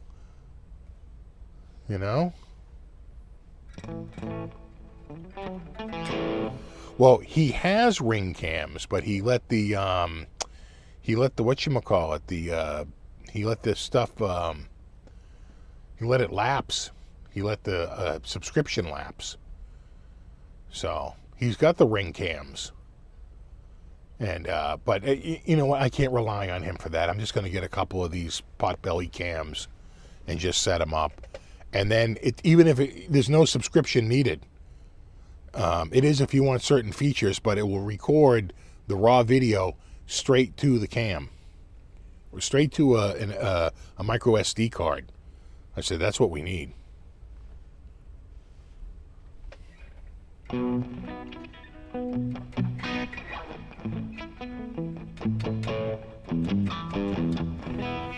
Oh no, we told the kids. We're like, you need to be more responsible about that with us. Because my dad is sharp as a whip. But, no, my mom is definitely... And her dad is a little under the weather, too. He wasn't doing well yesterday, and we took him over to the clinic, the Leahy Clinic, which is a hospital. And... we didn't realize it, but he was running a fever. and they're like, okay, let's see what's going on here. And he was sort of like out of it, but then once they started treating him for the fever and sort of working him up, he was much better. So they're probably going to hold him until at least Tuesday, because I don't think they want to run more tests, and I don't think he's going to come out tomorrow. Monday's a snowstorm. And so I think the earliest he's going to get released would be Tuesday. So, but she was so glad that she took him over there, because she was like, he was definitely like sluggish and out of it. He was not his normal self. I said, yeah, better to be safe than sorry. He had like 105-degree fever. I was like, well, that's pretty high. That's pretty crazy. So once they started treating him, so they want to they have to do like a urine analysis to see if you have a urinary tract infection, see if you have pneumonia. They got to take X-rays, right? So they're going through all the steps that they do whenever there's any sort of like an infection, anything or a fever, right? Why do you have a fever? Infection is like the most likely thing. So I think they already put him on some antibiotics, and she said he was doing much better, once he got there. So.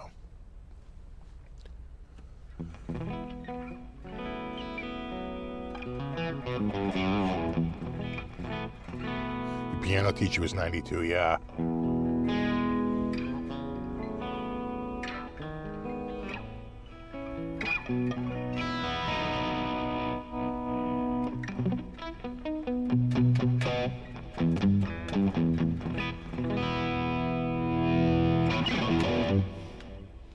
So it's been an eventful week, to say the least.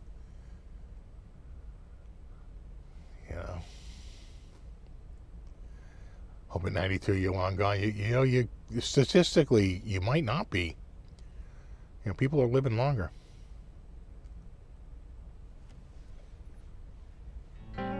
When Social Security came out,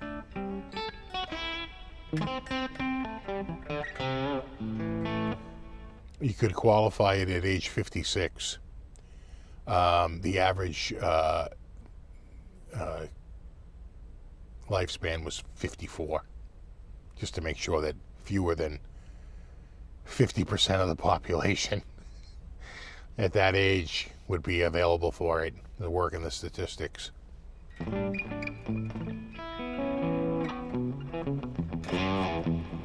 3 p.m. there, yeah, it's almost 9 p.m. here. But you're a day ahead. You're in the future.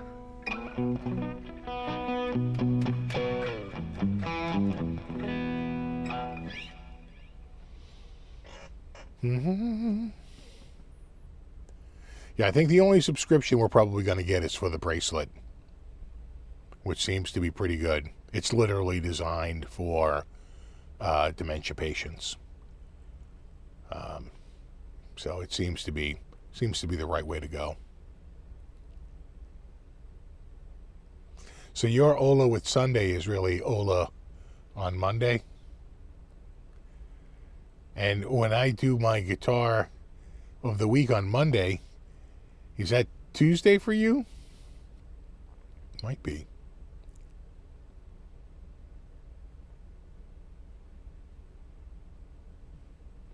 Have a good one, speaker. Yeah, we're out of here in about a minute.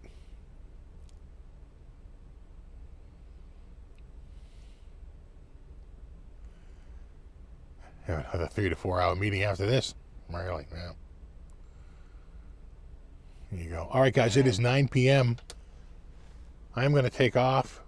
You guys have a wonderful night. Have a wonderful week. Check out the new Guitar of the Week on Monday. The Guitar of the Week on Monday will prove that, I take them right out of the box. And if there's a problem with it, and there might be a little problem with this one, oh well. I open the box and play them. So, it's what it is. And there you go. So check out this one. When it showed up, had a really bowed neck, but I was able to adjust that pretty quickly. That one from a similar problem, but I didn't have time to adjust anything, so a little on the buzzy side. I'm just warning you. All right, you guys have a wonderful week. All my New England and New York and New Jersey friends, stay safe during the snowstorm. I think it goes all the way down to the Jersey, like halfway through Jersey is going to see these, the snowfall and the heavy wind, like on Long Island and certainly southern New England. Yeah, they're talking like 18 to 20 inches, so it's going to be pretty good. All right. You guys have a wonderful week. We'll do it all again in a week. And until then, have a wonderful week. All right, I'm out of here. Hold on. All right, now I'm out of here.